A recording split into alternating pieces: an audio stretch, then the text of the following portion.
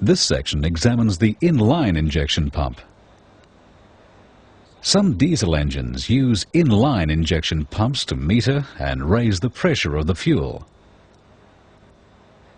The basic principle is for a plunger to act on a column of fuel to lift an injector needle off its seat.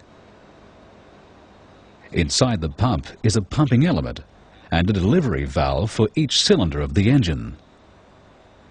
The element has a barrel and a plunger that fits inside it. Their accurate fit and highly polished finish ensures only minimal fuel leakage past them without needing positive seals. The barrel usually has two holes or ports, called the inlet port and the spill port. They connect the inside of the barrel with the gallery. The gallery contains filtered fuel from the low pressure system. At the top of the barrel is a delivery valve holder, and the pipe to carry fuel to each cylinder. The upper end of the plunger has a vertical groove extending from its top to an annular groove. The top edge of this annular groove is cut in a helix, also called the control edge. Some pumps have a helix cut on top of the plunger.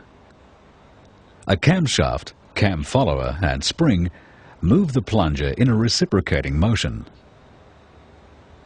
When the plunger is below the ports, fuel from the gallery enters the barrel above the plunger. This ensures the barrel is full of fuel. As the camshaft rotates, the plunger is pushed past the ports. The highly polished surfaces cause a sealing effect, trapping the fuel above the plunger. Moving the plunger further raises the pressure of the fuel. This forces the fuel out past the delivery valve along the fuel line to the injector. Fuel flows to the injector until the control edge uncovers the spill port. The pressurized fuel above the plunger then moves down the vertical groove to the annular groove and into the spill port. The delivery valve stops fuel leaking from the pipe back into the element. It reduces pressure in the fuel line to ensure there is no dribbling by the injector.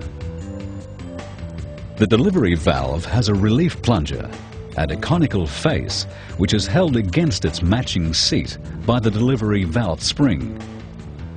The relief plunger on the valve is a close fit inside the bore of the delivery valve seat.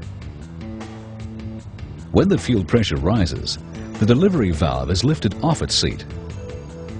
When the plunger is clear of its bore, fuel flows to the injector. When injection ceases, the pressure below the delivery valve drops to gallery pressure.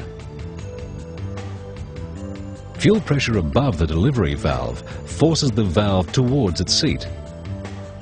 The relief valve enters the seat bore, sealing the volumes above and below the delivery valve. Further movement of the delivery valve towards its seat increases the volume in the injector pipe and reduces the pressure in there. This drop in pressure causes the injector needle to snap shut, helping to prevent fuel dribble from the injector. The conical face of the delivery valve then contacts the seat, further sealing the plunger from the injector pipe. Rotating the plunger controls the length of the stroke for which the spill port is covered. This is called the effective stroke. It influences how much fuel is delivered to the injector. A short effective stroke means a small amount of fuel is injected. A longer effective stroke lets more fuel be delivered. To stop the engine, the vertical groove on the plunger is aligned with the spill port, which stops pressure in the barrel rising. The plunger is rotated by a control sleeve, a rack and a pinion. Moving the rack rotates the pinion, the control sleeve and then the plunger. The rack's movement is controlled by the governor.